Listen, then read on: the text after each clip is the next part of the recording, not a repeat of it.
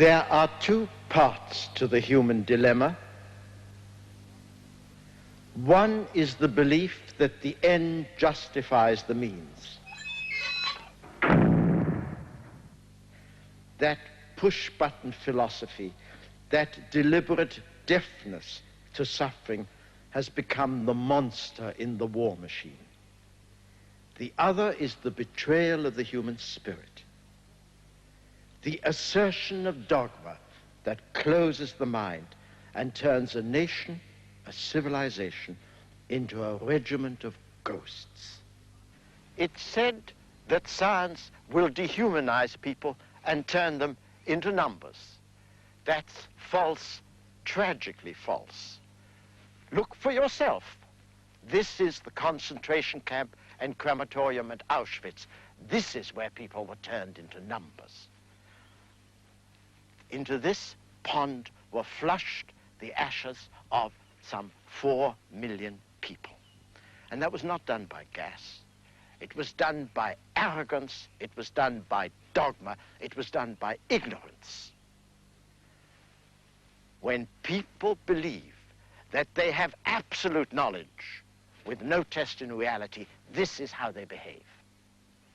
This is what men do when they aspire to the knowledge of gods.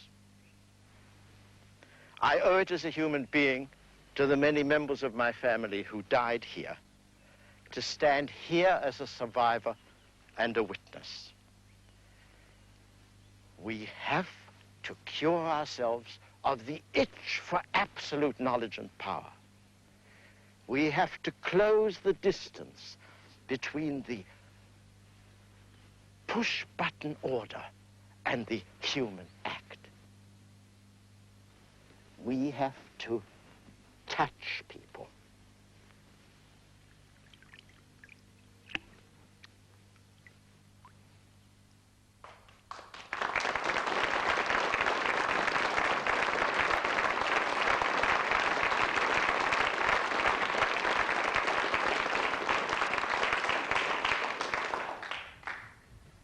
That Bronowski clip makes it absolutely clear that tonight is not the Dimbleby lecture. And when you've heard Dr. Humphrey, I think you will understand why I'm entering this caveat. We do have 2 major annual television lectures, Dimbleby and Bronowski, and I'm sure you'd agree that it wouldn't have been very sensible for both of them to have covered the same general thesis. Now, this thesis is likely to prove highly controversial, but there's nothing wrong with that. We may all be able to agree with the central analysis, but disagree with the conclusions to be drawn from them. And some people might think it's particularly appropriate that it is a Russian proverb which says, make yourself into a sheep and you'll meet a wolf nearby. But that's not the point. What does matter is that the BBC should continue to provide a forum for a wide variety of views, popular or unpopular, and irrespective of whether they represent majorities or minorities. Maybe the BBC isn't quite the Hyde Park Speaker's Corner of the year. Limited time and airwaves inevitably mean selection. But the editorial processes involved in that selection are finally and irrevocably rooted in free speech. And so I'm very glad that Dr. Humphrey will be talking tonight about the most serious subject of all for mankind. His treatment is novel in that he comes to this from his position as a distinguished psychologist. He is Assistant Director of the Department of Animal Behavior at Cambridge.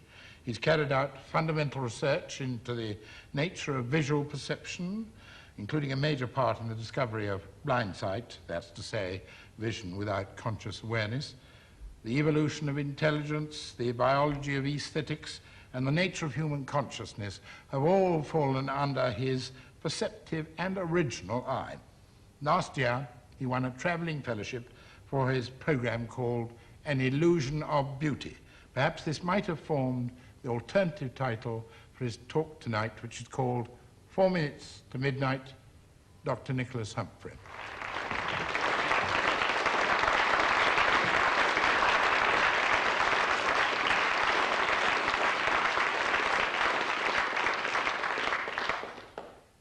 Jacob Bronowski went in November 1945 as a member of the British mission to to the Japanese city of Nagasaki. In August that year, President Truman, with the agreement of Winston Churchill, had ordered that the city and its population be destroyed by an atomic bomb. The bomb dropped on Nagasaki on August the 9th killed 70,000 people. The bomb dropped on Hiroshima 3 days earlier killed 140,000. In the central square mile of each city, 9 out of every 10 people died. 9 out of 10 of those 9 out of 10 weren't soldiers or politicians.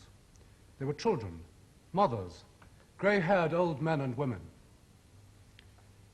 At the outbreak of war in 1939, such an attack by the Allies on non-combatant civilians would have been unthinkable. Civilized nations still clung to a morality which enjoined them to respect life and to limit suffering, even of those in arms against them. A morality which taught a naval captain that he must, having sunk an enemy ship, he must rescue the survivors from the sea, and a prison camp commander that he must treat with chivalry his prisoners of war. It was a morality which forbade at all times the use of indiscriminate violence against an unarmed population.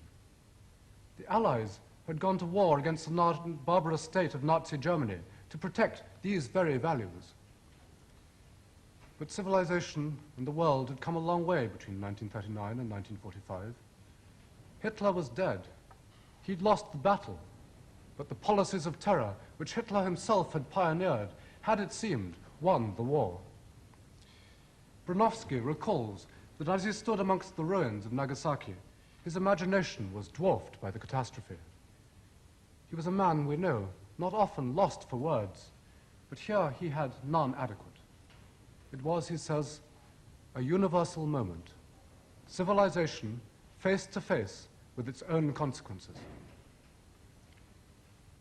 The world had come a long way between 1939 and 1945.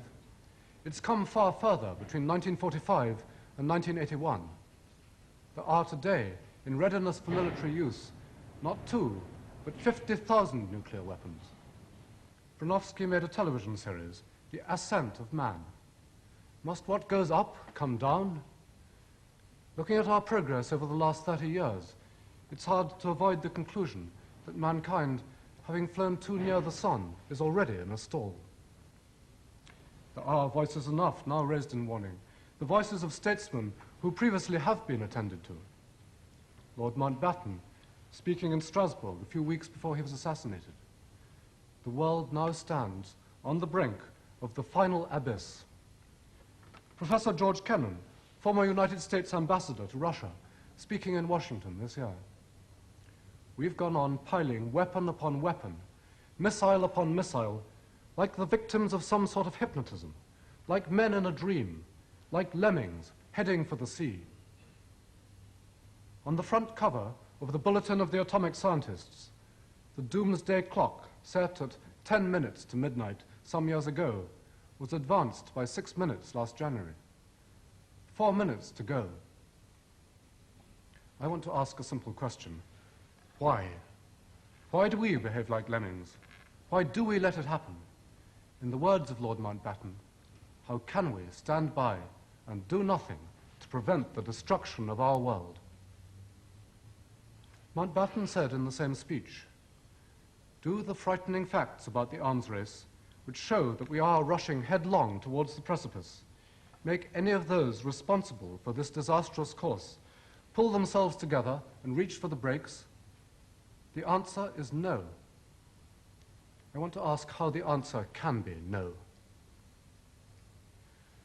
I leave it to others to explain our extraordinary plight in terms of military necessity, economic competition, or the politics of the Cold War. My concerns are more primitive. I'm concerned as a psychologist with the feelings, perceptions, and motives of individual human beings. When a lemming runs, it isn't pushed or pulled by outside forces. It runs to destruction on its own 4 feet. It's as individuals that we can and might apply the brakes, and as individuals that we could and do fail. Responsibility for this disastrous course begins right here. Perhaps there's an obvious answer, which is that we're simply unaware. Is it possible that we either don't know or else discount the dangers of the arms race? That we think the bonfire which is being built around us will never catch light? Indeed, that the larger it comes, the safer it becomes. When I was a child, we had an old pet tortoise we called Ajax. One autumn, Ajax, looking for a winter home, crawled unnoticed into the pile of wood and bracken my father was making for Guy Fawkes Day. As days passed and more pieces of tinder were added to the pile, Ajax must have felt more and more secure. Every day he was getting greater protection from the frost and rain. On November the 5th, bonfire and tortoise were reduced to ashes. Are there some of us who still believe that the piling up of weapon upon weapon adds to our security, that the dangers are nothing compared to the assurance they provide? Yes, there are some of us. And it's hardly surprising that there are, for those in authority do very little of anything to inform us of the dangers. We don't hear the British Prime Minister talking about the world being on the brink of the final abyss. We don't hear the Defense Secretary talking about the nuclear arms race as being clearly without logic. The Director General of the BBC protects television audiences from seeing the film The War Game because he calculates, quite rightly, that people would find it alarming and distressing. Newspaper editors, defense correspondents have become apologists for official policy instead of serving their traditional and honored role as critics. And when we do get news of what's going on, it's couched in a language designed to enlist our admiration for the marvels of military technology and to quiet our fears and blunt our sensitivities. Newspeak, Pentagon speak, is employed by military spokesmen to distance us from the reality. It's become commonplace, as the Archbishop of Canterbury observed in a speech in Washington, to refer to the destruction of a city and its population as demographic targeting. And yet, not everyone, not even the majority of the population is taken in.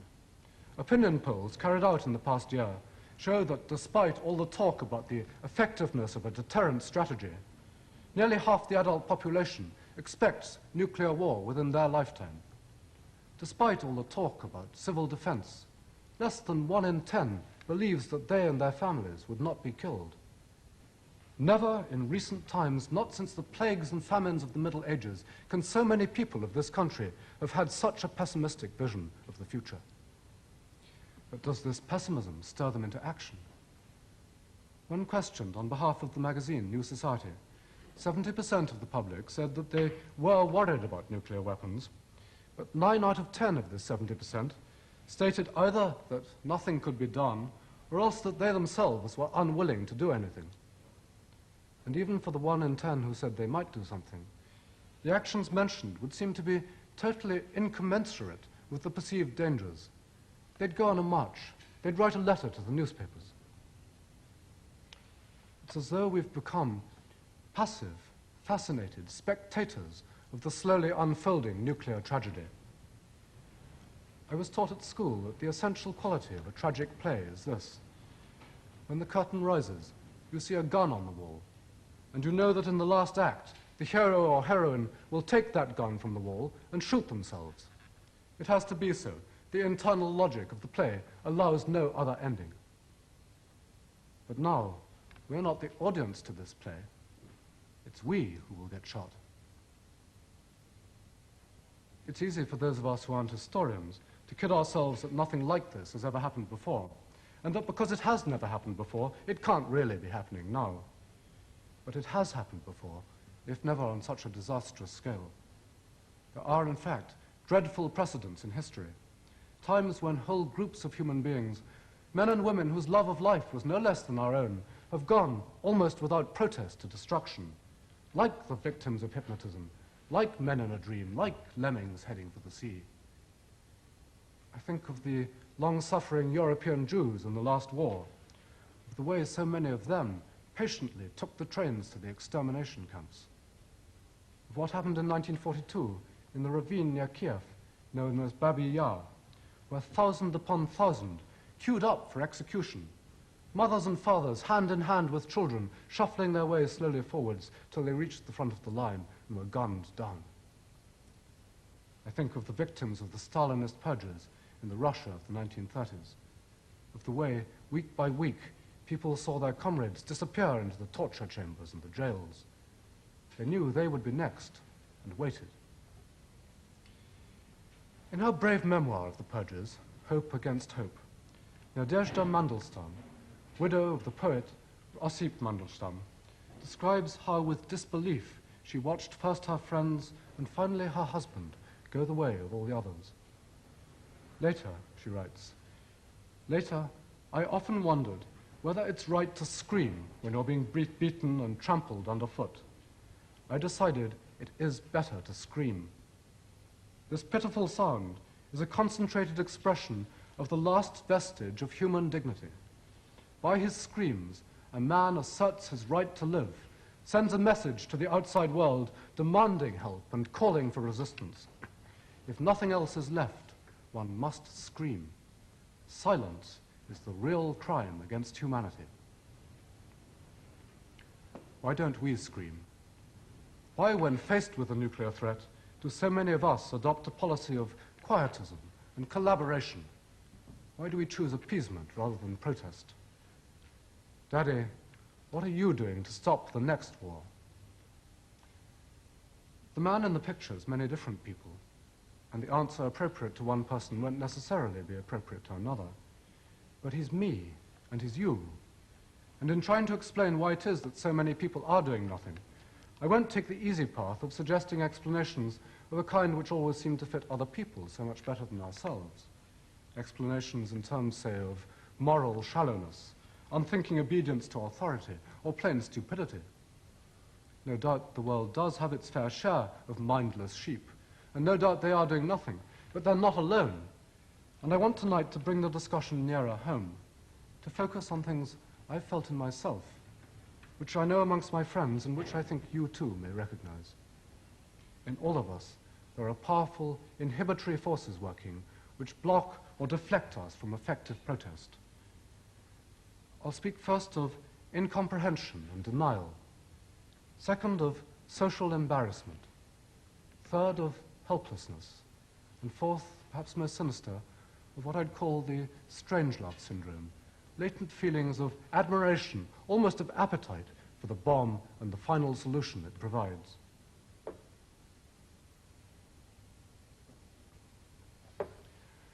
I start with incomprehension, where I suspect many of us both begin and end.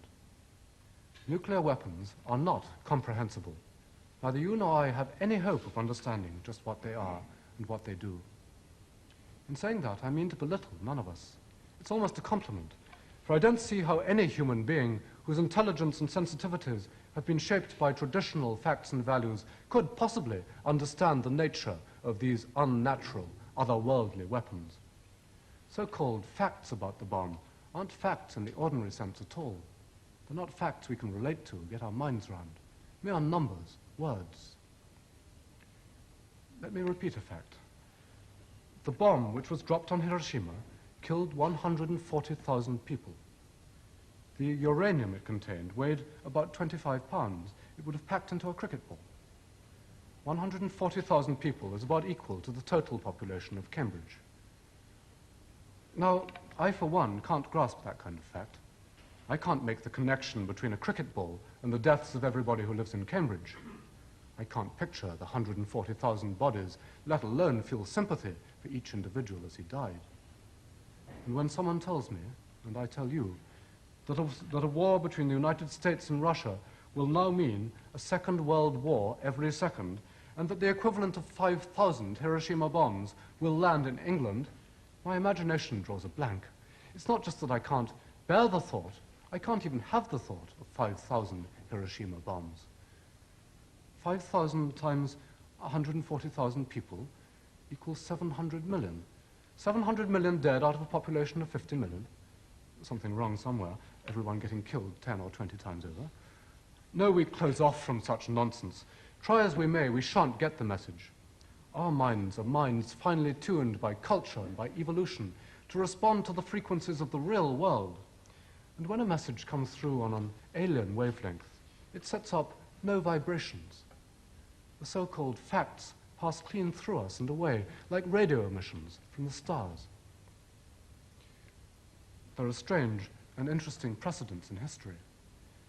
When Captain Cook's great ship, the Endeavour, sailed 200 years ago into Botany Bay, the Australian Aborigines who were fishing off the shore showed no reaction.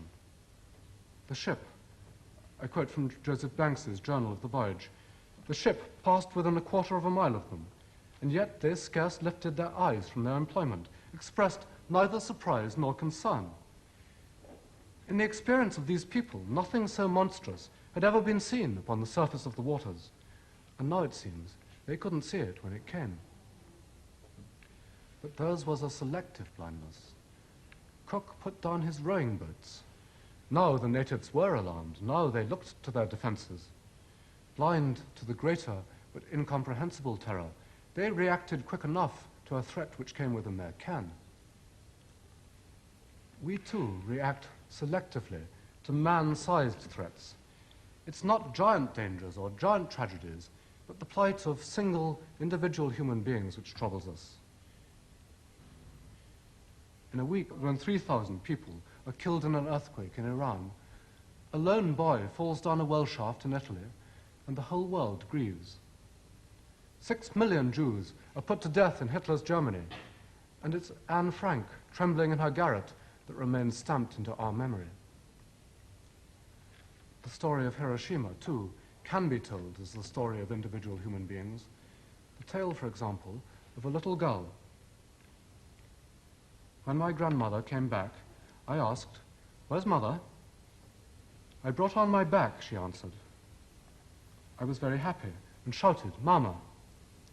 When I looked closely, I saw she was only carrying a rucksack. I was disappointed. Then my grandmother put the rucksack down and took out of it some bones. I miss my mother very much.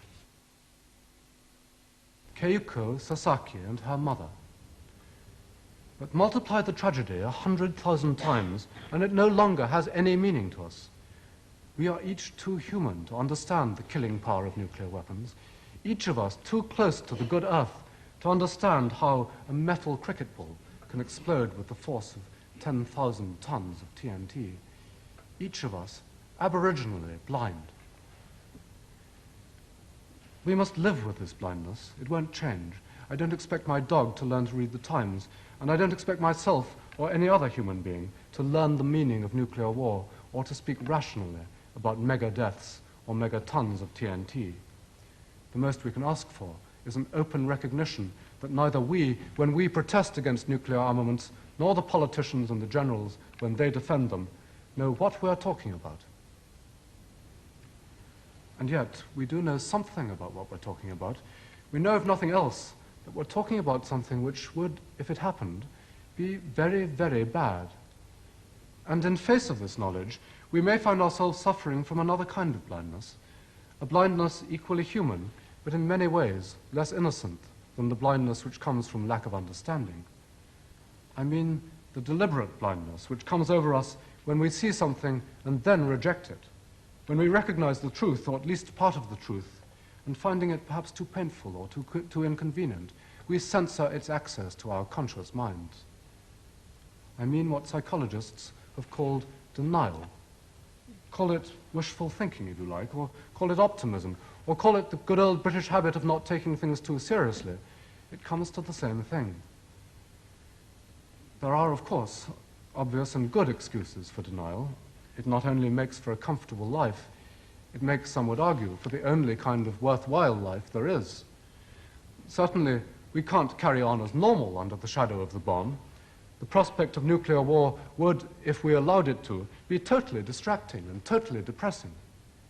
It would, if we allowed it to, take away the meaning from the rest of our life and finish us off as creative and productive people.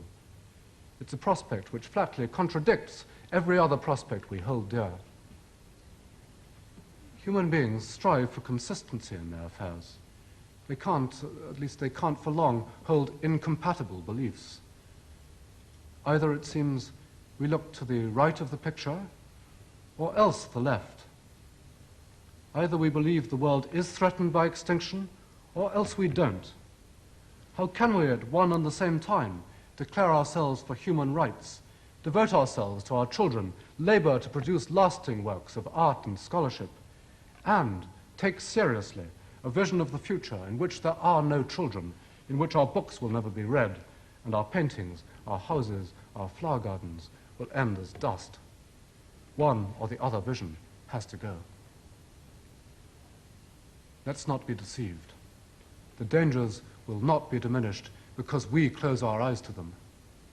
If we can't carry on as normal under the shadow of the bomb, then for the time being, we have a duty not to carry on as normal. We live at a time when to deny the prospect of death may well cost us our lives. But try telling that to other people. Try telling it in Gath and publishing it in the streets of Ascalon.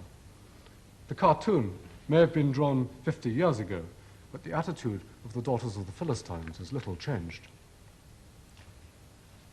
To speak the truth amongst people who don't want to hear it is considered almost an aggressive act, an invasion of privacy, a trespass into someone else's space. Not nice, not done. Last autumn, in Pennsylvania, United States, 8 nuclear protesters who called themselves the Plowshares 8, including amongst them 2 priests, a nun, a lawyer, and a professor of history, broke into a weapons factory and damaged the nose cone of a Mark 12A missile with a hammer. They were accused at their trial of burglary, criminal conspiracy, and trespass. Each faced a maximum sentence of 25 years. This time, the prosecution said, this time you've gone too far. They had gone too far. They had trespassed. But their trespass wasn't so much against the property of the General Electric Company as against the minds of the American people. By attacking the missile with a hammer, they were forcing other people to think, however briefly, about a subject regarded as indecent, the question of just what that missile might be for. Their behavior was embarrassing, not nice. Niceness can be a virtue. Most of us are nice people. We won't put other people out of countenance if we can help it. We won't deliberately rob them of comforting illusions. But niceness can be a dreadful vice as well. Here's what Heinrich Himmler had to say in a speech in 1943. In public, we will never talk about it. It is with us, thank God, an inborn gift of tactfulness that we have never conversed about this matter, never spoken about it. I am referring to the extermination of the Jewish people. Indeed, Himmler didn't refer in public to the extermination of the Jewish people. Words like special treatment were made to serve instead. But the Nazis weren't alone in their anxiety to avoid plain speaking. The victims did so too. We find certain elders of the Jewish community referring to the trains which took their brothers and sisters to the killing centers as favored transport. Even in Auschwitz, a crematorium would be called a bakery. And now, who can avoid the parallel with our own situation and the tricks of language which good taste and good form impose upon discussions, at least official discussions of the bomb? For special treatment, read demographic targeting. For bakery, read domestic fallout shelter. But it would be wrong to pretend that it's only our own decent reticence which holds us from breaking these taboos. We will, and we're generally quite well aware of it, be made to pay a public price for going too far. And other people don't want to know, they don't want to know. And they don't take kindly to the self-appointed prophet who sees it as his duty to inform them. In the old days, it said that kings would kill the messenger who brought bad news. Today, in the United States, the messenger may, as almost happened to the Plowshares 8, be silenced by the law. In Russia, he may get locked up in a mental hospital. But there are other and subtler ways of restraining those who might otherwise speak out. And in our own country, none is better tried or more effective than the technique of the social pillory. Anyone who forces an unwanted confrontation on the subject of the bomb is liable to be punished for his impudence by being mocked, snubbed, made the butt of sneers and ridicule. we all know the standard vocabulary of put-downs. Idealist, pacifist, moralist, holier than thou. Such epithets have been with us a long time. The same schoolboy insults which Winston Churchill used to disparage those who objected to the idea of using anthrax bombs in the last war. Psalm-singing defeatists, Churchill called them. They've now been dusted off by the brave editors of the Daily This or Morning That for use against our nuclear disarmers. And in settings where such clichés might be seen for what they are, cleverer men can be counted on to produce cleverer but equally dismissive sneers. Alistair Cook, for example, writing about Bertrand Russell in the Manchester Guardian some years ago. A midget suspended against a huge cinemascope screen, a charming puppet straining for a miracle and in the act wobbling the tiny wire frame of his body. It is, he said in his high nasal voice, it is the most important question that men have ever had to decide in the whole history of the human race. A clever insult. Yes, a clever insult whereby a man who's shown too much emotion is defined as a puppet, a doll without emotion. Lord Russell, peer of the realm and the greatest philosopher in England, was surely able to weather such abuse. But few of us have Russell's social or his intellectual confidence. Hardly surprising if we sometimes persuade ourselves that whatever we think privately, it's just not our place to make a public stand against the bomb. Lords, philosophers, priests, actresses, they do that kind of thing. They can make exhibitions of themselves. But for the rest of us, well, on the whole, all things considered, we like to keep calm. It's just not our way to scream or sing psalms or call things the most important question in the whole history of the human race. Even when the water's lapping round our feet. First one to panic is a wet. But there's another, and in some ways more telling reason, why even the most courageous of us may be reluctant to speak out. Not so much that we mind the accusations of bad form or that we're embarrassed to find ourselves mentioning an unmentionable problem, as that we're embarrassed to find ourselves mentioning it and yet doing nothing more. If we're going to alarm people, we'd better alarm them to some purpose. We'd better offer a solution to the problem, and what's more, we'd better show by our example that we ourselves are actively pursuing it. We can't simply knock on our neighbor's door and say, the world is standing on the edge of the final abyss. I thought you'd like to know. If we ourselves don't have a solution, or if we're not prepared to dedicate our lives to finding one, then it's not only other people, but our own consciences that will tell us to shut up. There's no honor whatever in being a helpless prophet, all dressed up with protest and nowhere to go. Helplessness. I mean, the dreadful feeling, many of us know that there is in fact nothing we can do, that we are indeed midgets dwarfed by mighty forces over which individual human beings have no control. I find no objective reasons for this helplessness. There's nothing in the political, economic, or strategic situation which dictates that the world must continue on its present course. When people talk about the Russian threat, or about the power of the military-industrial complex, or about the unstoppable march of weapons technology, they're providing covers, not explanations for why the race goes on. I've yet to hear of one good reason for not stopping it tomorrow. One good reason, that is, except for the sense of helplessness itself. For helplessness can be a self-confirming process. It's a malady of the human spirit which, once it's got going, needs no good reasons to continue. When people believe themselves helpless, helpless they become.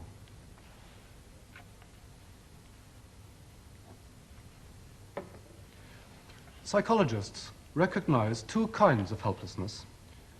Learned helplessness may develop when, for example, a person's repeatedly found that previous efforts to take control of his own life have genuinely come to nothing. He loses all faith in his own effectiveness and carries over to the present a picture of himself as someone unable any longer to influence events. And doesn't learning play at least some part in the helplessness we now feel when confronted by nuclear weapons? We live in a society where people have in fact increasingly found themselves unable to take control over their own lives. An unemployed laborer, helpless to get himself a job. A homeless couple, helpless to find themselves a lodging. A businessman, helpless against market forces. Are such people likely to retain much faith in their power to act against the bomb? But there's a different sort of helplessness as well.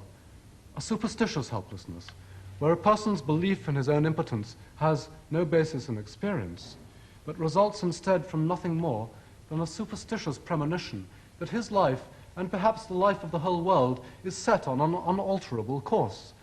Unalterable, that is, by human agency. The belief, for example, that his own fate has been sealed by a specific curse, or that the world over, God and the devil are working out their higher purposes without care for individual human beings. I say no more than such a superstitious premonition, but superstitious helplessness can take the fight out of a man quite as effectively as any more reasonable fear. One of the delegates to this year's reunion of Holocaust survivors, Cordelia Edvardsen, described how some of the Jews in Germany fell victim to just such a paralyzing superstition.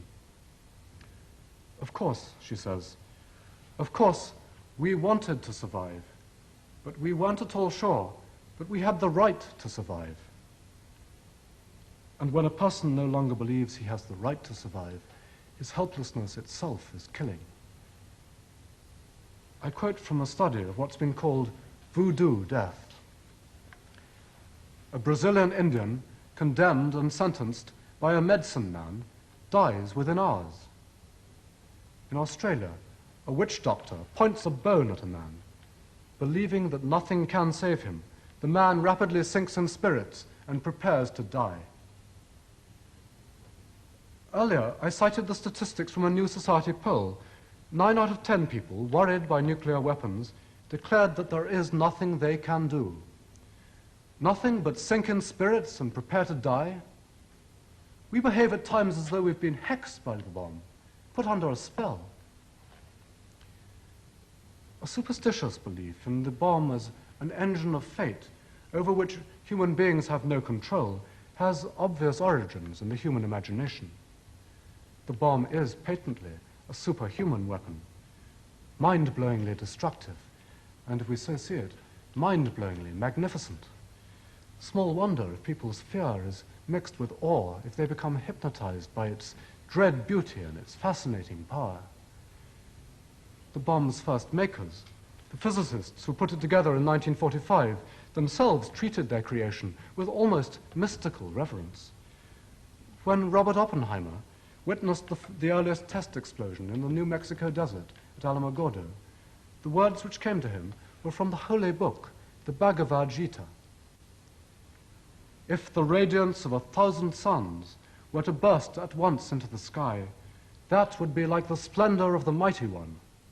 I am become death, the shatterer of worlds. The test was given the code name Trinity. And in the official report of the explosion, the language is full of specifically Christian imagery. Here's part of the report which was rushed to President Truman, who was meeting with Churchill and Stalin at Potsdam. It lighted every peak, crevice and ridge of the nearby mountain range with a clarity and beauty that cannot be described, but must be seen to be imagined. It was the beauty the great poets dream about, but describe most poorly and inadequately. Then came the strong, sustained, awesome roar, which warned of doomsday and made us feel that we puny things were blasphemous to dare tamper with the forces heretofore reserved to the Almighty. Heretofore reserved to the Almighty, and hereinafter reserved to Truman, Churchill, and Stalin, to Ronald Reagan, Margaret Thatcher, and Leonid Brezhnev? No. We may be forgiven if we see our political leaders as servants and not masters to this force, and the bomb itself as a wrathful giant, which, having been woken from its slumbers, will take vengeance on man's jack-like arrogance. It's easy to understand how people may move from this kind of superstitious image to a truly apocalyptic image vision of nuclear war.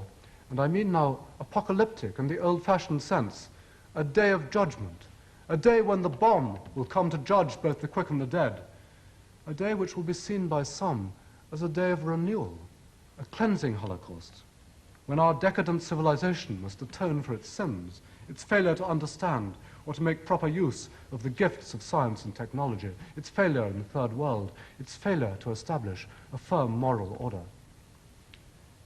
For evidence that there are in fact people in this country who see the Holocaust as a period of renewal, read the magazine of the nuclear shelter industry, Protect and Survive Monthly.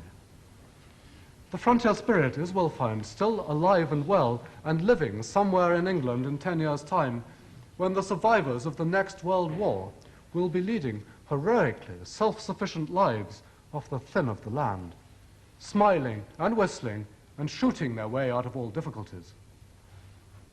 Or read, no, you won't be allowed to because it's a confidential document, but read, if you could, the contingency war plan of one of our regional health authorities. In its way, a nation is like a forest, and the aim of war planning is to secure survival of the great trees. If all the great trees and much of the brushwood are felled, a forest may not regenerate for centuries. If a sufficient number of the great trees is left, however, if felling is to some extent selective and controlled, recovery is swift. There will remain brushwood enough if 30 million survivors can be so described. The planning policy is clearly elitist. The author of this official document wasn't, I think, directly quoting Nietzsche, the philosopher who inspired the Nazis, but he might have been. Examine, Nietzsche wrote, examine the lives of the best and most fruitful men and peoples, and ask yourselves whether a tree, if it's to grow proudly into the sky, can do without bad weather and storms. Apocalyptic fantasies have always lurked, not far beneath the surface of men's subconscious minds. They've emerged again and again in history at times of trouble, moral insecurity, uncertainty. In the Middle Ages, the image of the Day of Judgment would have been familiar to us, one of the few pictures we knew, painted up above the transept on the walls of the local church. We'd have heard the words of St. John's Revelation thundered from the pulpit. I read them now as a description of a fantasy which could be the reality of nuclear war. I looked, and behold, a pale horse, and his name that sat on him was Death, and hell followed with him. And lo, there was a great earthquake, and the sun became black as sackcloth of hair, and the moon became as blood, and the stars of heaven fell unto the earth, and the heaven departed as a scroll when it's rolled together, and every mountain and island were moved out of their place. And the kings of the earth, and the great men, and the rich men, and the chief captains, and the mighty men, and every bondman, and every free man, hid themselves in the dens and in the rocks of the mountains, and said to the mountains and rocks, Fall on us, and hide us from the face of him that sitteth on the throne, and from the wrath of the Lamb. Fall on us. That strange imperative. In this state of mind, people may be lured, maybe may come to welcome the very thing they fear. They may feel lured to the imminent catastrophe, like trilby to her Svengali, like rabbits mesmerized by the twisting snake. Such is the Strangelove syndrome, an attachment to the engines of destruction, an attachment even to the blissful state of being destroyed. For people don't really accept the facts of their own deaths. Like a suicide who leaves a note. I picture you reading this note when I'm gone. People picture themselves standing above the chaos in which they themselves have died, and they may experience a sickening sense of excitement at the images of destruction and decay. Do it beautifully, says Hedda Gabler to Lovborg as she hands him the gun. Oh yes, we'll do it beautifully What more beautiful way to do it than in the way that poets dream about, but describe most poorly and inadequately? But Lovborg's gun goes off by accident, and he dies miserably, shot not through the heart, but through the balls. The bomb is not beautiful. We must call down the curtain on this tragic play, scream it off the stage. Silence, said Nadezhda Mandelstam, silence is the real crime. In Russian, her name, Nadezhda, means hope. The hope lies in hope. Just as despair can be a self-fulfilling prophecy, so can its opposite. Hope, too, will create its own object by giving us the strength of mind and voice to tackle our embarrassment, our helplessness, our own dark images of death, and come through to a world not merely of our making, but of our choosing. When Mountbatten asks, do any of those responsible for this disastrous course pull themselves together and reach for the brakes? The answer must be, watch me. And the answer no can be reserved for a different question. The question Jacob Bronowski himself asked at the end of his essay, Science and Human Values. Has science fastened upon our society a monstrous gift of destruction which we can neither undo nor master, and which, like a clockwork automaton, is set to break our necks? No, the bomb is not an uncontrollable automaton, and we aren't uncontrolling people. Our control lies, as it always has done, whenever it's been tried, in the force of public argument and public anger.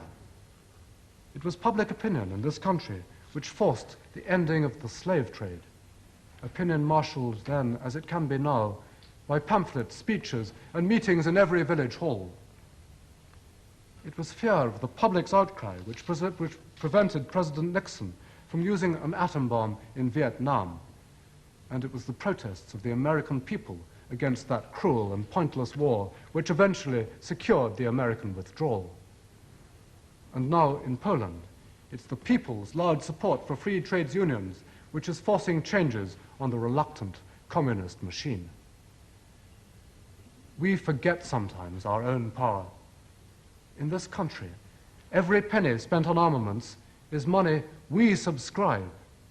Every acre of grass behind every barbed wire fence round every bomber base is an acre of our land.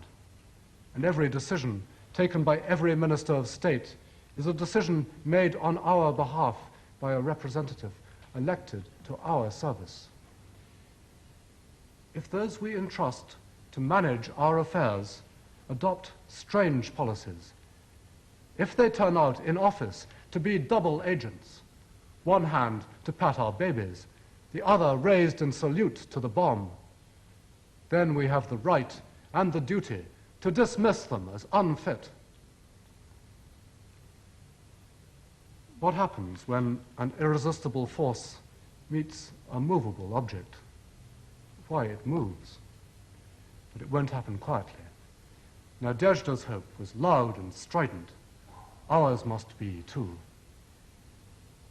Dylan Thomas spoke these words to his aging father. Do not go gentle into that good night. Rage, rage against the dying of the light.